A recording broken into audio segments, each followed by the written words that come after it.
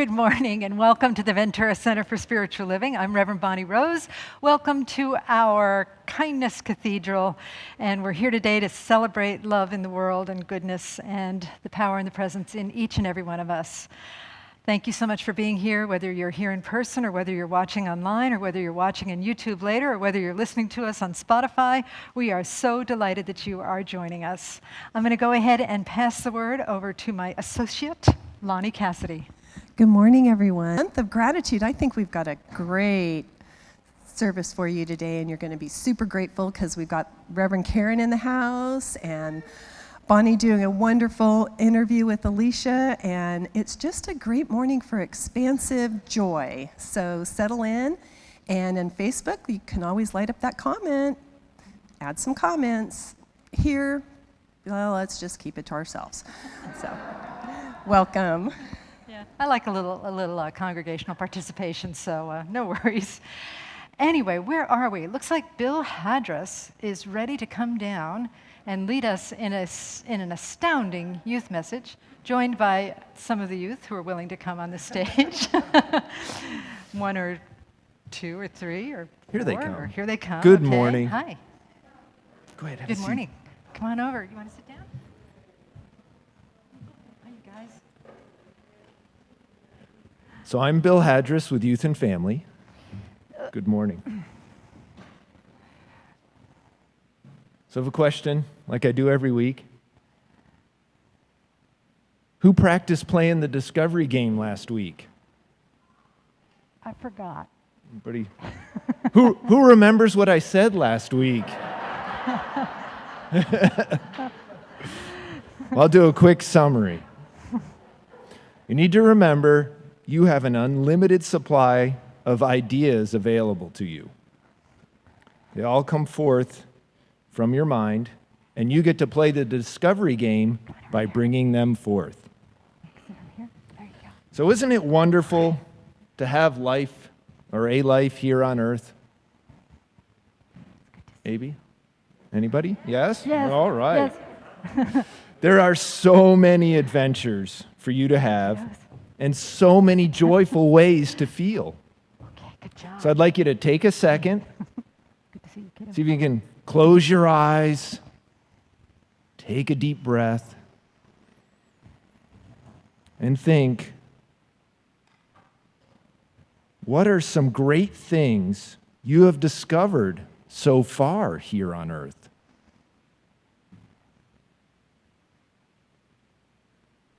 Oh, I see a hand. Cool. Just think about them. Very good. We You can't. can tell me later. Cool. I want to tell you mine now. No. Okay. Okay. Never mind. Now, as you think of these things, how does it feel to think you discovered them?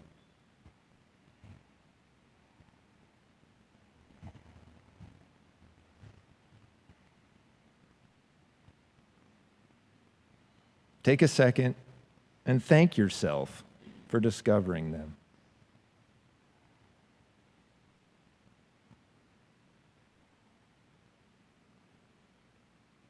I look forward to hearing about more discoveries next week.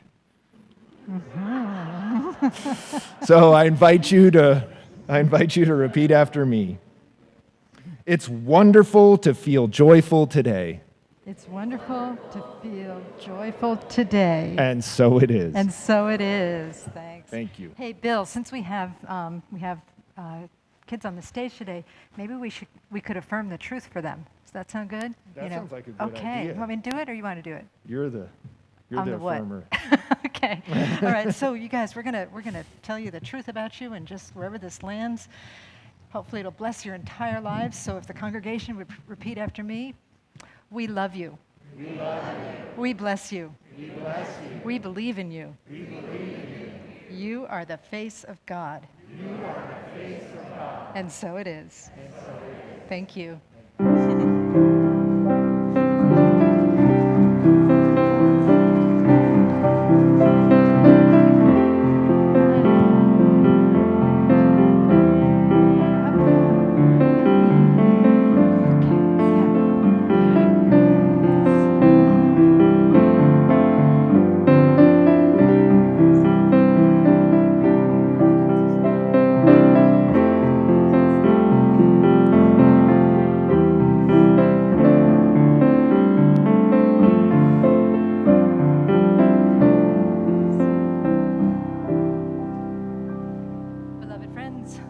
Beloved friends, we have a substitute for our normal practitioner.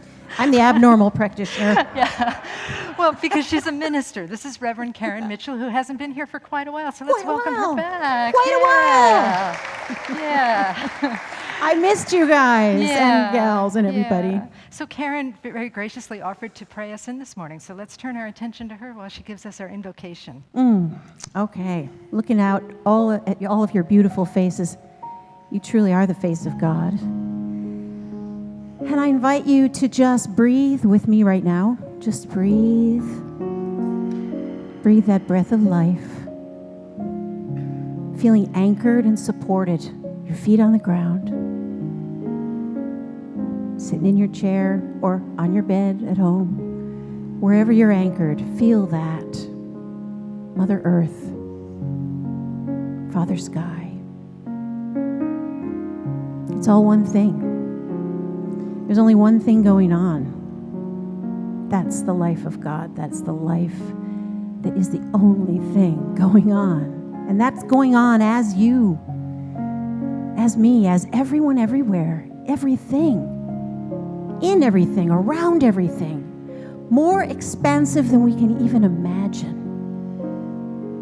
That's the divine. That's that spirit within us. We're here today to connect. I invoke that power of that spirit, knowing it's right here, right now. We connect to that. Knowing this gathering, this get-together, virtual and in person, is a blessing. It's a blessing to all that it touches everywhere. And it goes out infinitely.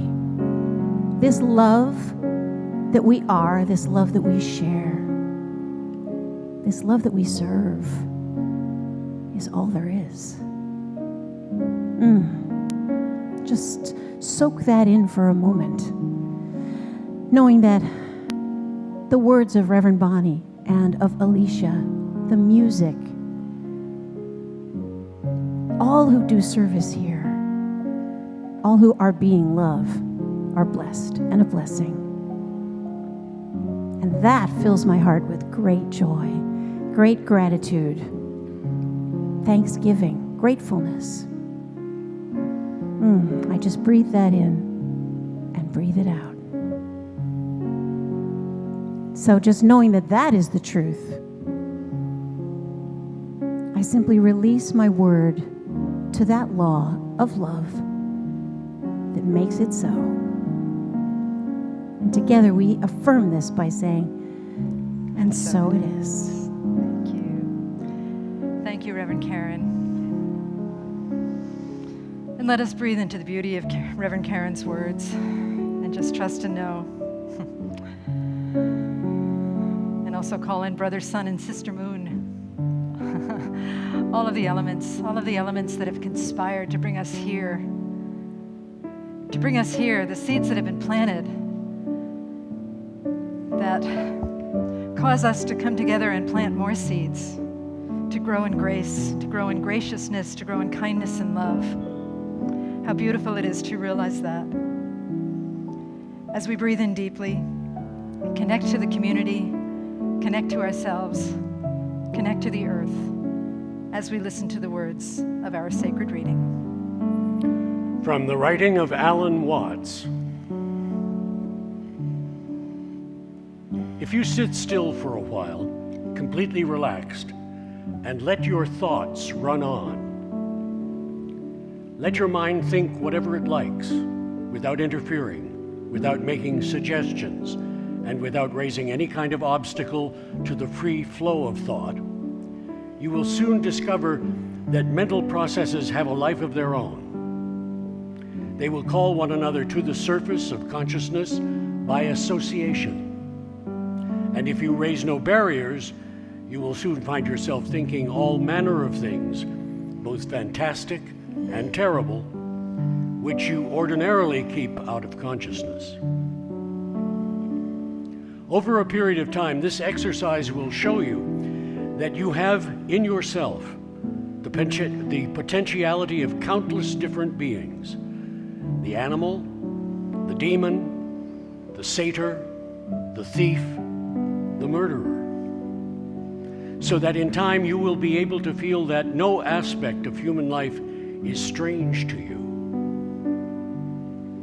In the ordinary way, consciousness is forever interfering with the waters of the mind, which are dark and turbulent, concealing the depths.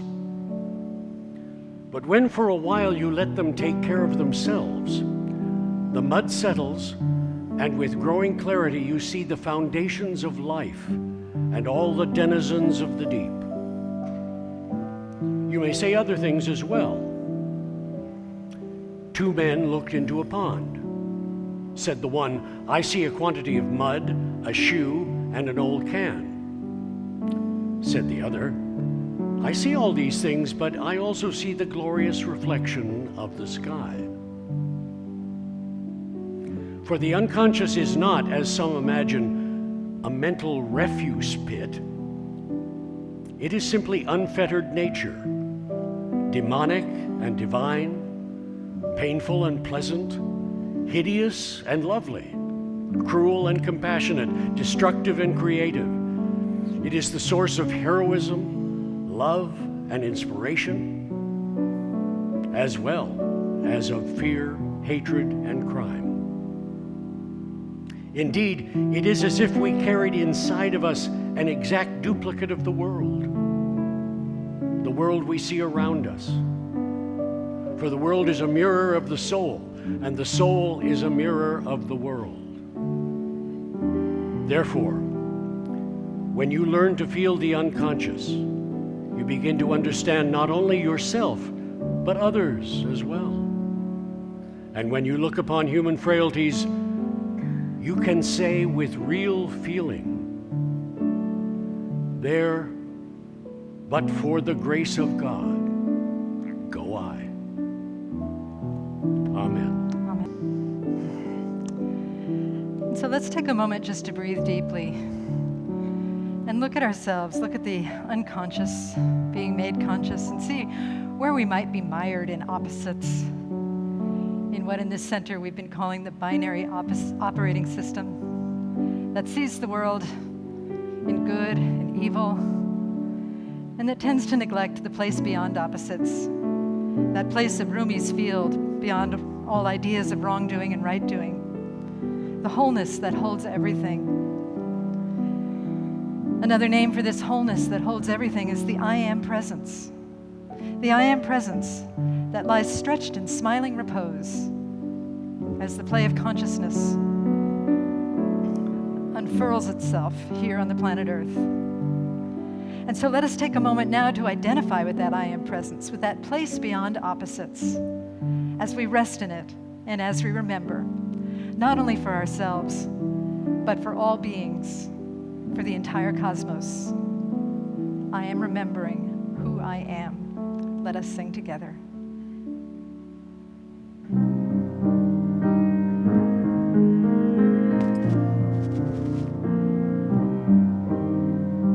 I am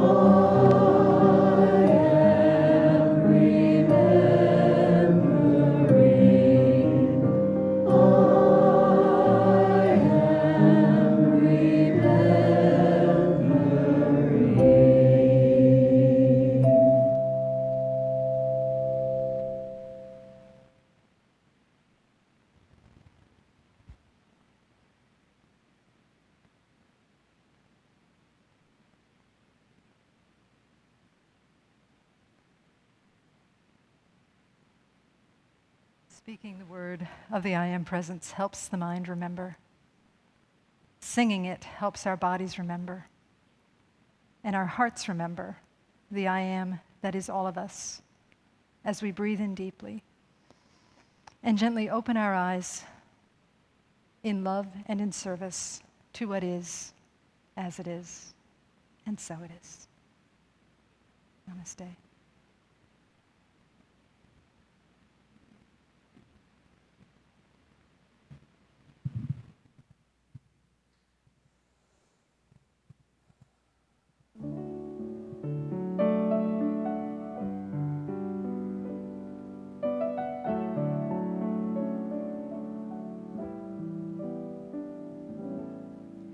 When things go wrong,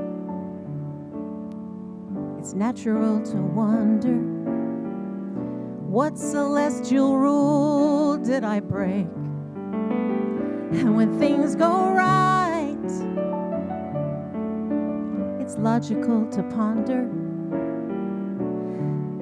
what credit can I take? But the truth is so much easier. I don't need a master plan.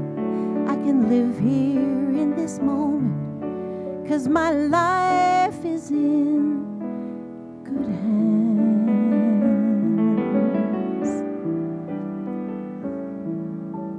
And I don't need to know where the wind blows, 'cause God knows. I don't need to know what the future holds, 'cause God knows. I need never know how pain ends, how my heart mends. I can just let go, 'cause God knows.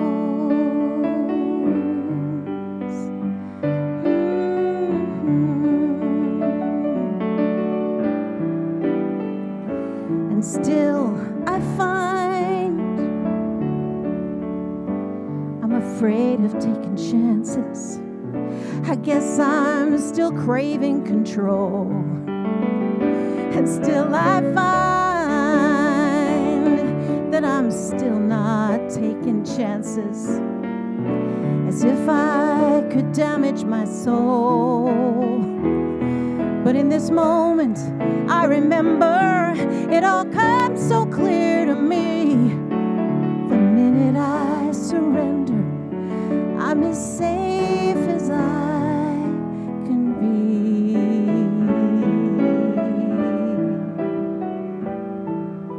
And I don't need to know where the time goes, 'cause God knows.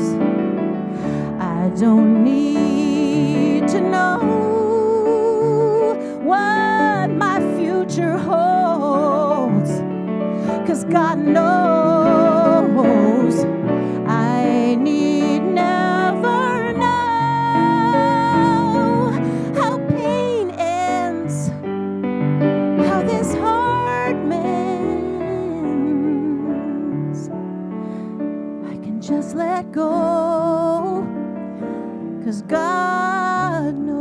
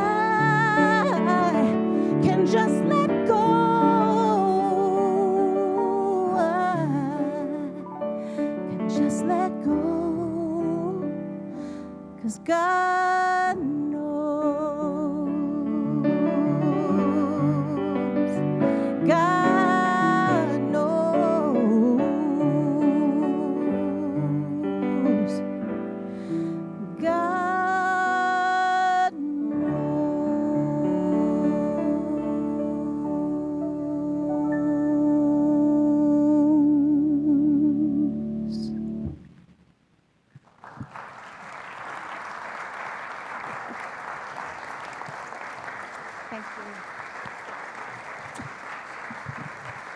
I can't tell you how good it is to have you back. Thank you. Thank you.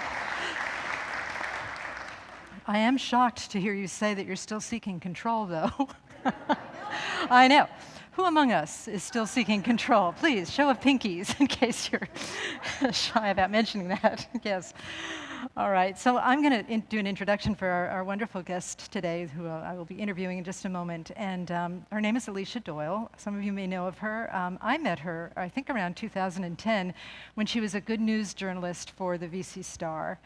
I remember texting Alicia when I was visiting North Carolina about one of our animal blessings, and that was in 2011. So I know that she was working with us then, and she covered many, many events for us in a very generous fashion. In fact, many of you know that Nipun Mehta, who's up in the choir loft somewhere, he's right there next to the Psycho Bunny, right? Behind Mr. Rogers. He's been a tremendous influence in our center, and I believe that Alicia was part of making that happen through the wonderful article that she wrote about his visit. So I knew Alicia through text and email, and then I met her in person when we had Dr. Amit Goswami, who's a quantum physicist, known for What the Bleep Do We Know, that movie, among other things. He came to speak at our center, and I invited Alicia to join us, and I met her, and she seemed very gentle and kind and very sweet. Not that she isn't, but I was shocked when I found out very recently that she was doing a book signing for her book, Fighting Chance, where she talked about her life as a professional boxer. And I thought, who is this Alicia Doyle? Is she like mild-mannered Clark Kent reporter who suddenly rips off the disguise and becomes a boxer? Possibly. It turns out that the gentle, good news reporter is also a fierce boxer. And she'll tell you the story. I'll let her tell you the story of how she got there. But I do want to go over some of her credentials before she comes on stage, because she's probably too modest to talk about all of this. She's an award-winning journalist, and she discovered boxing at age 28 in the late 1990s when she went on assignment at a boxing gym for at-risk youth called Kid Gloves. For 2 years, she worked simultaneously as a newspaper reporter while training and competing as a boxer. One of only a few hundred women in America who infiltrated the male-dominated sport. During her boxing career, she won 2 Golden Gloves, championship titles, and earned 3 wins by knockout.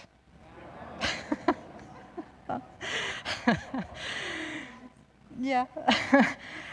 Her pro debut at age 30 in the year 2000 was named the California Female Fight of the Year. And her book, Fighting Chance, offers an inside look at what's considered the toughest sport known to man.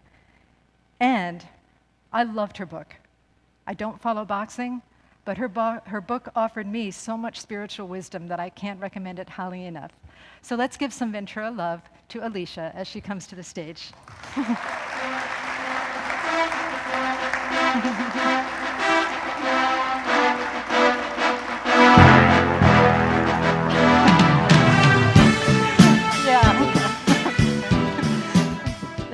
Did you recognize the song?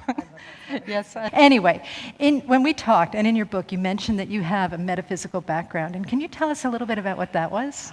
Yes, so, and I credit my metaphysical background to a lot of the things I've accomplished, but when I got into the church, or I should say my mother forced me to go to church, the metaphysical church, it was called the Science of Mind, it's in Colorado, it's still there.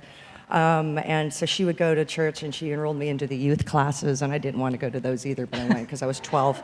So, of course, as an adult looking back, I mean, in those classes, we were children's, but we learned a lot of fun things, how to read each other's auras, and similar to the teachings here for the youths here. But I didn't understand at the time that it was really going to benefit my life in tremendous ways, and it's carried its way to me through my journey at this point. So that's awesome. So was that Mile High in Colorado? Yes. Yeah. So yes. that's one of the biggest churches in the movement, and it's so gratifying to hear you say that when we had these kids sitting on the stage, because the kids have been coming back slowly, and we always talk about planting seeds in this church, and just think what seeds are planted. They may not even know that these seeds of grace are being planted, but then they go and live a life, become a boxer, become an award-winning journalist, whatever it is they choose to do. But these seeds continue to flourish, right? Absolutely, and I just remember remember the people grew up around, the adults I grew up around, they were very youthful adults. That's all I knew. Yeah. So, even the minister of the church, when I moved forward with the Metaphysical Church, she was in her 80s, 90s, very youthful. So that really stuck with me, kind of like, what was it about these people and their energy that made them so youthful? So I carried that on throughout my life, and I largely thank the Metaphysical Church for that. Absolutely. That's lovely. Yeah, I often get called immature, so I appreciate youthful. That's really nice. So you were working as a journalist, and what inspired you to start boxing, of all things? Yes, so that is the million-dollar baby question. How I found boxing, or shall I say how boxing found me, and I do not believe it was a coincidence at all. I was working alone in the newsroom one night. The phone rang. I answered it because I was the only one there. It was a community activist wanting coverage for a boxing gym called Kid Gloves that was destroyed by El Nino rains in the 90s. And this gym is for really troubled youth, very emotionally traumatized youth. They really needed this boxing gym as a place to go where they received unconditional love. So that tugged at my heart a bit, because before I went on this assignment, I used to view boxing as the dark side. I used to view it as a very violent sport. I didn't understand the beauty of the sport. So that said, what piqued my interest about this story was I couldn't understand why this gym was so valuable to these children, what it did for them, why and how it made them better people. So that really piqued my interest. The first interview I did with the owner of the gym, and met a lot of coaches and trainers and other boxers. These are some of the greatest gentlemen I've ever met in my life, with the biggest hearts, and that touched me as well. I'm thinking, how could something that I viewed as so dark and so violent be so beautiful? There was something about it. So I ended up writing about that gym for about a year, and they ended up reopening, but I still had not put on a pair of boxing gloves, not yet. That came later. So what got you to put on a pair of boxing gloves? Yes, so I went through a really bad breakup, which I'm sure some people are familiar with. Anybody? So this boy, he punched me in the face a couple of times, and needless to say, I was pretty angry about that. So the next day, I just wanted to hit something as hard as I could over and over again. I was so angry. I was so ashamed. I was embarrassed. I was embarrassed that I allowed this to happen to me. So I went to the boxing gym, and I took an aerobic boxing class and hit that heavy bag for a half an hour, and all I knew was that I felt better. I just, in that hour, and it was so, probably because the workout was so bloody hard that I couldn't think about anything else, but that really stuck with me. It was like, okay, if I do this for an hour, I will feel better. So I went back the next day, and the next day, and the next day, and that went on for several months, and before I knew it, I was taking 2 or 3 of these classes back to back, 6 days a week. That's how much anger and rage I had inside. I didn't realize at the time that I was just starting to scratch the surface of everything that was inside of me, all the rage that I had carried for so many years. And for whatever reason, I do believe the universe brought boxing to me because God knew that it was something that would help heal me. Oh, beautiful. Thank you. And what I love about that story, it's making me a little emotional, is, don't you start? Okay. Yeah. So it just that, the reading that Hugh did was so much about opposites and darkness, and that we want to make the darkness wrong somehow, or what we perceive as darkness wrong. And yet in your life circumstances, you were brought to the moving center. We talk about 3 centers, the intellectual, the heart, and the moving center. You were brought to actually reconcile the darkness through your body. I mean, certainly the darkness had touched your emotions and your mind, but you reconciled it through the work of your body, which is so beautiful to me, just so beautiful. Wow, thank you very much. I never heard it put that way, but that makes perfect sense. Thank you. I never heard it put that way either. It just came to me. So. Yeah, but it's beautiful that the process, and that you can name it in hindsight, that you can name what it was. I mean, just think how many lives that blesses, and blesses in your book as well. It's wonderful. Yeah. And thank you very much. I really appreciate that. And I need to put out there that it only took me 20 years to write my book. And the reason why, because I retired from fighting in the year 2000 when I was 30 years old, and I was approached at the time by a producer. Hollywood wanted to make a movie, and I'll never forget it. They said, we would love to do a movie, but we need something written. Would you like to help us write it? And I said no. And the reason why, because I thought, I don't want everybody knowing about what happened to me. all the darkness, all the pain, all the things I'm ashamed of and embarrassed of. But then I realized if I was not willing to be vulnerable, then I would not be connected to everybody in the world. Yes. Vulnerability is the one thing we all share. That's why I had to be vulnerable and just let the chips fall where they may. And I'm very happy that it's been received very well. But, Yes. you know, in that darkness, you're talking about Yes. the darkness, my journey in boxing, it brought it all back up. All the stuff that I thought I'd gotten rid of, boxing brought it all back up. And through that journey, and I didn't even discover this until after I retired, was that I had to embrace and love my darkness. Yes. I had to love, I call them the heartbreak pieces in my book. Yeah. We all have these heartbreak pieces, pieces that we want to really just throw away, but they belong in our puzzle. They're some of the most important pieces we can have in our puzzle because that's what makes us who we are. Yes, I think that's part of the power of what we teach here. I don't know if all metaphysical churches or centers teach this, and I think sometimes we tend to squish the darkness away and pretend it doesn't exist. And I think that so much of the power of what we're teaching here is that you bring the darkness to the light. You know, Brene Brown talks about how shame thrives on secrecy. So everything that we're ashamed of, if it's brought to the light, it can be transformed and transmuted. And the other thing that I just love about what you said is that you're vulnerable. You're a vulnerable boxer, Alicia, which is awesome. You don't necessarily hear those two words together, but that is a powerful, powerful metaphor for everybody. Because your book is not only about boxing, it's about everything. It's about all of us, really. You know, about whatever we're fighting. And we're going to get to that part in a minute. But I want to first hear about how you made the leap from you're in your classes, you're punching at a bag. How did you get to punching actual people and becoming a professional? Yeah, so I was in the boxing gym training pretty hard, all by myself. I'd often go off on my own because the aerobic boxing classes, they weren't enough. I wanted more. So I just started to watch the trainers and the coaches and the boxers and their exercise regimen, and I started to just mimic it and copy it, and I would do it. I taught myself how to hit the speed bag, that really cool thing, and all these other equipment in the gym. So other coaches from other gyms started to notice because there weren't a whole lot of women boxing at the time. I think I was one of about 600 at the time who were boxing competitively in the United States. So I stood out in that gym. There weren't a whole lot of girls there. And that's when a gentleman named Stan Ward, who sadly passed away, went to heaven during COVID. He approached me and said, have you ever thought about boxing competitively? And I said, well, I have entertained the idea, but nobody will take me seriously because I'm a girl. And that's when he was telling me that women's boxing was getting huge, that I could be a part of something really big. We are still fighting for equality in the sport. Women are not paid as much as the men. There's things we're still working on, but he thought that I would be a good role model in the sport as a female. And so I took him on, and I started doing it and started training at some of the hardest boxing gyms in Southern California, and that's really how it started. So what was it like the first time you had to actually do a competitive boxing match with a person? It's terrifying. I can imagine. And was she bigger than you? No, she was a teenager. Oh. And this is because I started boxing at 28 years old. That's considered late for athletics, okay? And what's fantastic about boxing is there's really no age discrimination. You have men competing in their 50s. So my first match was against a woman named Layla McCarter, who is still in my life today. She's a wonderful woman. I want to say she was 16. And this is another thing I learned that day was never underestimate your opponent. Because I was training hard. I had dropped all this weight. I was really yoked and ripped, and she wasn't as ripped up as me. So I just assumed she wasn't going to win, that she hadn't been training.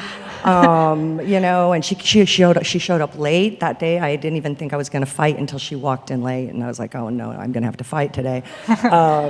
And it's all in the book. I remember every fight like it was yesterday, so I take the reader into every single fight. That match was supposed to be an exhibition, which really means like it's not a real fight. This was a real fight. I found out like right before I stepped in the ring that she was a kickboxing champ. Great. So I got a standing 8 in the first round, and if you don't know what that is, if you're a little familiar with boxing, when they stop the fight, because one boxer is in danger of getting knocked out or killed, they're going to give him a standing 8. And you were the one who's getting killed? I was the one, yeah. They Just stopped to the be clear, fight. okay. They stopped the fight because my coach could tell I couldn't handle it, and they sent Layla back to her corner. I got the standing 8 count, and in those 8 seconds, I had to decide if I wanted to go on or if I wanted to walk out, and I wanted to leave. I wanted to walk out and go home and cry, but all these people were watching me, and people from rival gyms were watching and wanting to get me beat up, and my pride took over in that moment. I stayed, and I finished the round. I finished all 3 rounds. She kicked my butt in all 3 rounds, but it was a fantastic lesson and a fantastic fight, and she's an 8-time world champion today, this woman, Layla. Wow. So. Wow, that's awesome. Yeah. Now, when we talked on the phone, and I want to talk a little bit about the difference between winning and losing. This wasn't on your list, but when we talked on the phone, you talked about what it feels like to lose and what it feels like to win. Can you say a little bit about that to us? Oh, sure. Well, winning a boxing match, there's nothing like it in the world. It's the most exhilarating feeling in the world that I have felt in my life at this point. But I took my losses very hard. I did not win every fight. And I had to explore why I took them so hard as well, and that's in my book too. I would find a room on site and be alone and would sob my eyes out. Even though I would go through all the rounds and be in the fight and finish the fight, I couldn't appreciate that for myself. A lot of the praise came from my opponents and these women and all my coaches, who were constantly telling me, look, you got in there, you're a winner because you showed up. I didn't understand what that meant at the time. Now I get it. If you just show up for things, you are a winner, and there's really no such thing as winning and losing anyway. Right. I had to discover that, and Right. I explore that in my book as well. Yeah. But Yeah, it's such a great metaphor for us, because I think probably all of us here have felt like we've lost at something, and how personal that feels and how shameful it feels, and yet it's so much more. And to hear a strong woman who goes into a fighting ring on purpose with, a chance of getting beat up, and to know that it affected you so deeply too, and again, the reconciliation of that is understanding that it's all grist for the mill of becoming. That we often quote Shakespeare here, because I'm married to a Shakespearean actor, and the uses of adversity are sweet. And so what did you learn from losing? Like what did you learn from when you were really like on the floor and in pain? Was it what you just said about how? Everything, all of it, the entire journey, it was all about self-love. I had to learn to love myself. That was it. I had to learn to love myself in a loss, in what I perceived as embarrassment. Nobody was as hard on me as I was on myself. So the biggest lesson I learned from that journey in boxing was learning to love myself, and that comes to like why I retired. My pro fight was really rough, and it's in the book. I had to sit back and ask myself why I was deliberately putting myself in an arena of pain. I grew up with a lot of pain, it's all in the book, but by choosing to box, I was the one putting myself in the arena of pain. So I really had to explore why I was punishing myself, beating myself up by putting myself in there. And that was a hard dismantling of everything, of all of my parts and all of my dark pieces. Yes. And in the end, I had to love myself, and especially the dark pieces. Yes, I feel you, yeah.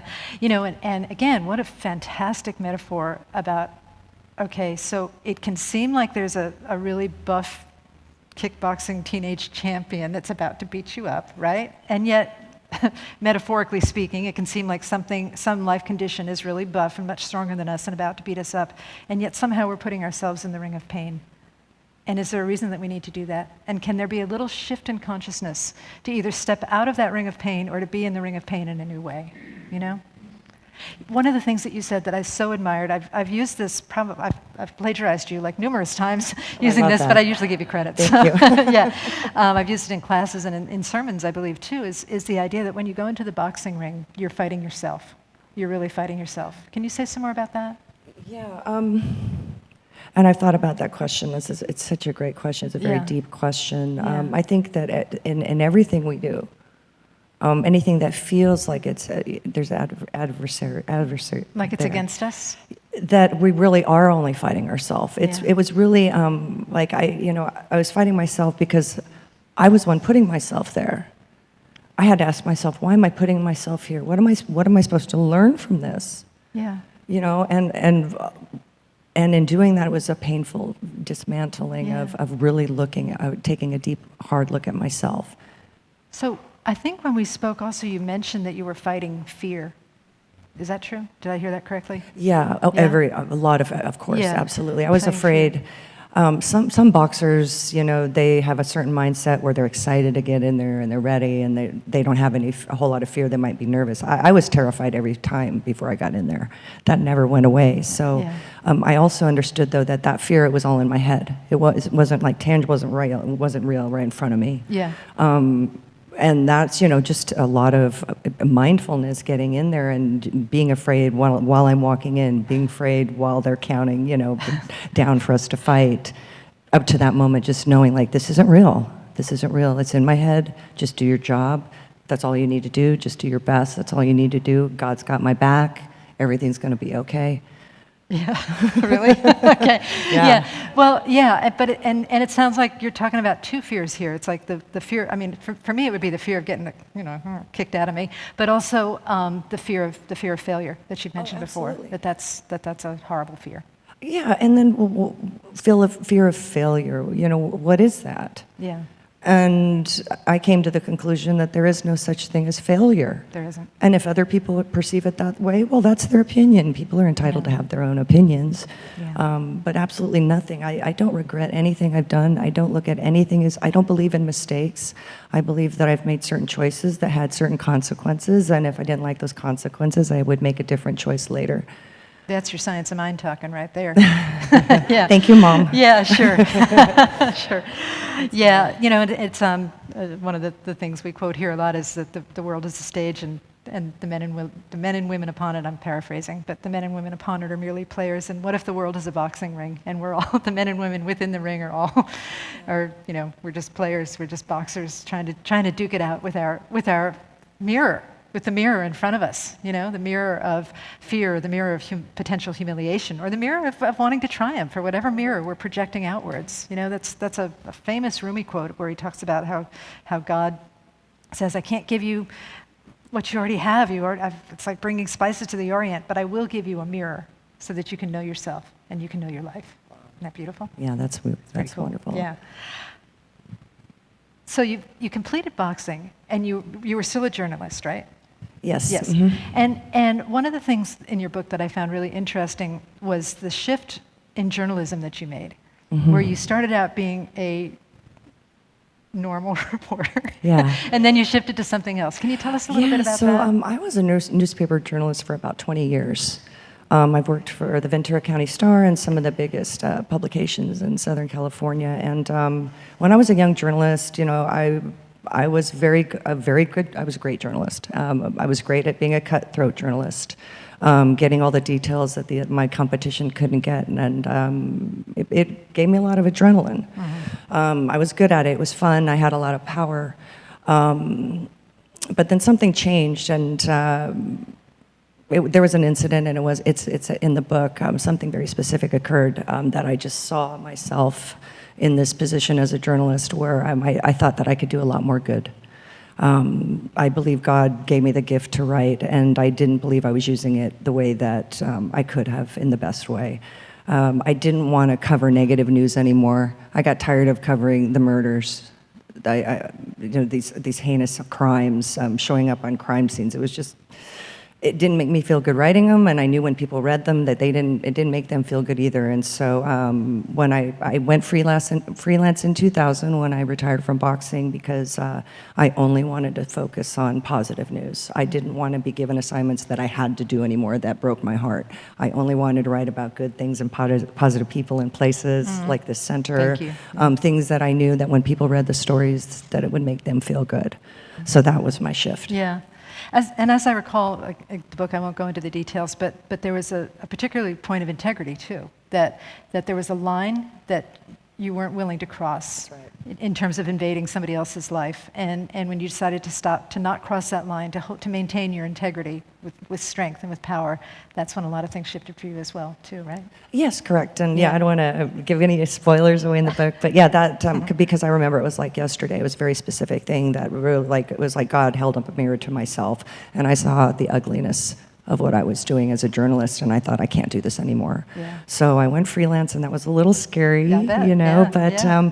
I also knew that there's more positive news than bad news. I just knew that for a fact, so I knew I would have an abundance of things to write about, and so it worked out well. I'm very lucky. I'm so glad. I'm glad for our sake, I'm glad it worked out, and I'm also glad for your sake. It was just wonderful. Thank you. Tell us a little bit, we need to close pretty soon, but what's your involvement with the gym now, with Kid Gloves? Yes, so I don't box anymore. I don't want to get hit anymore, so I quit that in 2000. But I am a boxing coach for at-risk youth and young adults and adults at Kid Gloves Boxing, so that's my involvement there. I do personal training, but I'm also a boxing coach. So I brought it full circle. I'm giving back to the gym that gave so much to me, which I'm really grateful for. Oh, that's wonderful. That's wonderful. What's the one thing you want us to know? Is there one thing? Oh, the most important thing for us to know? That every person, that you're all perfect. Oh. We're perfect. We're perfect. Yeah. Thank you. That's so sweet. And is there anything that we can do to support you? Oh, I'm just so honored to be here. I was trying really hard not to cry because I don't want to mess up my makeup, but this is, I just, I'm so amazed that I'm here because I've been thinking about this and visualizing this, and now I'm here. So this stuff works. This teaching, to come back to this church and the teaching that my mother forced me to learn. It's one of the greatest gifts she ever gave me. So I hope you're watching now, Mom. I love you. Well, thank you so much, Alicia. It's been, I love you. I mean, I love you. You're amazing. Thank you. And I think we all love you. And we'll see you back there when the service is over. And come by, say hi to Alicia, purchase a book if you like. She'll sign it for you. And I think we're all set. So let's give her some love, and then we'll pray. Thank you so much. Thank you. So let's just turn within, and we'll just do a short prayer just to anchor ourselves in the consciousness that has been stirred in this beautiful work through Alicia Doyle, and through everybody here that has stepped up in service today, all of the behind-the-scenes people, everybody doing their part, whether it seems large or seems small, it is all significant in the heart and mind of God. And so we draw that energy of this center into ourselves, knowing that God is all there is, that love is all there is, that there is this wholeness beyond opposites, and that is all there is, that is what is most real in the world. And so we anchor into this wholeness as that wholeness and know it as our lives, know it as unfolding in our lives, knowing it as every single aspects in our lives, even the things that seem difficult, even the things that seem against us, even the things that seem challenging. And so from this place of knowing, we move into our hearts and just surround everything in our lives with that place of love, with that consciousness of love, that heartfelt awareness of love. And then we move into our bodies, into the moving center, knowing that we can move through life with this intellectual, heart-centered, and embodied knowing of kindness, of love, of grace, of trust in knowing that God knows, and of moving into a glorious expression of that spiritual presence, that love presence, that God presence that is within us always. And it shows up in a myriad of ways. Whatever we are going through right now is Spirit knocking on the window saying, come, listen, I'm calling to you. Come and spread your love. Come and embrace me with the consciousness of wholeness. Come and embrace this situation with your heart. And know that the greater yet to be is simply seeking emergence through what is happening right now, right here, in every single situation. Because the kingdom of heaven, meaning the consciousness of non-duality, is here and now. It is at hand. It is within. And so I'm just so grateful. So grateful to know this truth, so grateful to speak these words of truth, so grateful to embody this truth, so grateful to know that we as a congregation, whether we're here in person or whether we're listening now or later, that we can take these words and apply them individually and specifically to our lives to transform ourselves, to transform the energy in the planet. I bless the spiritual center as I bless all paths to God. Churches, synagogues, temples, mosques, ashrams, fundamentalists, atheists, boxers, everybody. I bless everybody, for everyone is a blessing. And I say, thank you, Spirit, thank you, love, thank you, God. And I release these words into the divine mystery. And together we say, and so it is. I'm not going to sing Eye of the Tiger. I considered it for just a second. We need to be willing to be willing to be willing sometimes to be willing to change. This is all about change.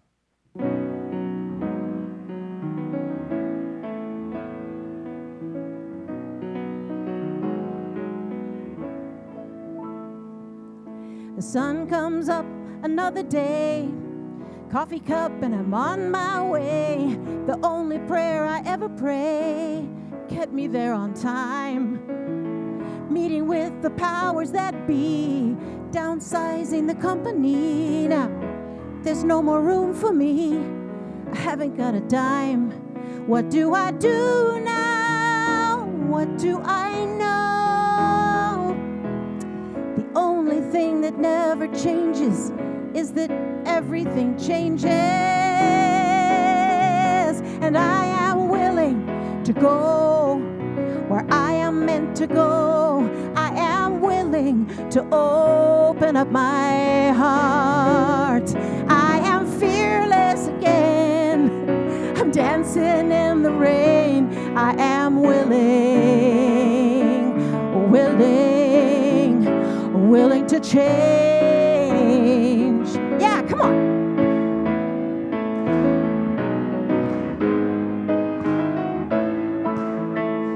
Well, the sun goes down another night. I'm just too tired to fight. The only prayer I pray tonight, don't let me be alone. I try to please everybody else till I lose myself. Keep my love up on a shelf, been hurt down to the bone. What do I do now? What do I know? The only thing that never changes is what? Everything changes. And I am willing to go where I am meant to go. I am willing to open up my heart. I am fearless again. I'm dancing in the rain. I am willing to change. Now I may not know everything, but this I know is true. Nothing ever stays the same. There's always something new coming through. And I am willing to go where I am meant to go. I am willing to open up my heart. I am fearless again. I'm dancing in the rain. I am willing to change. I am willing to change. I am willing to change.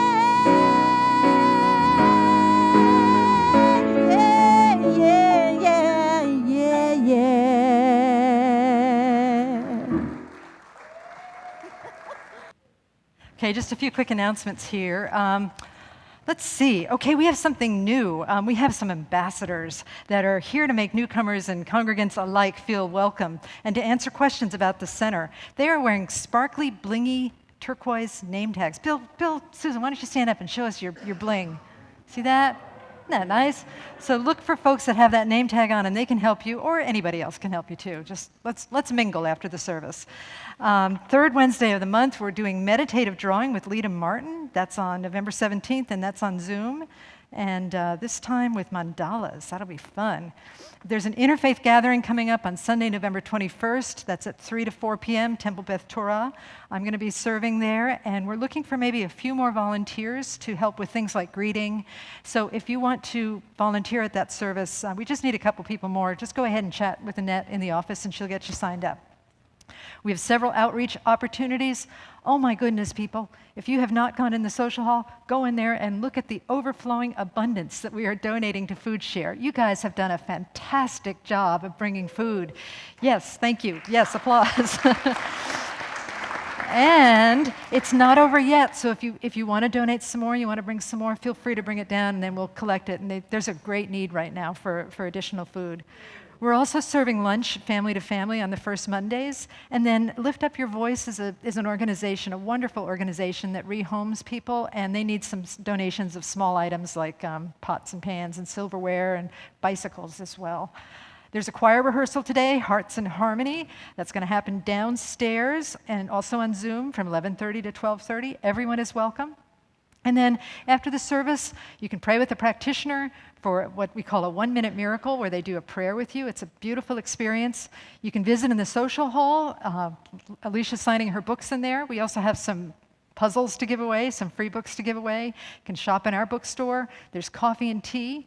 Please feel free to bring in wrapped treats if you'd like to provide us with some COVID-friendly refreshments. One more thing, we're going to be showing a slideshow of some of Alicia's pictures from her website in here, so you can just kind of stand around and look at that too. Some really cute shots of her fighting, and also with some of the children at Kid Gloves. And then I think that's about it for now. So I'm just so grateful that you came. You know, things are slowly starting to open up. We don't really know what the future is. Let's go ahead and we'll just take a moment to recognize that we really truly are a center that focuses on the beauty and the power and the love of Spirit showing up in all things. That is mystical non-duality, folks, that life exists beyond appearances and that we are here to mine the grace and the glory that is present in everything. Even if sometimes it doesn't feel good, we know that there's a blessing hidden within it. So let us pray to find our blessing. And here we go. Divine Beloved, inspire us to become a mystical center of non-duality, where we allow the love of God to work through us and to take action upon the call of kindness, where we serve the greater good for all beings, and where we bring the kingdom into the garden through our surrender into boundless grace. We are yours, you are ours, all is well, and together we say, and so it is. And so it is. Namaste. Thank you for being here.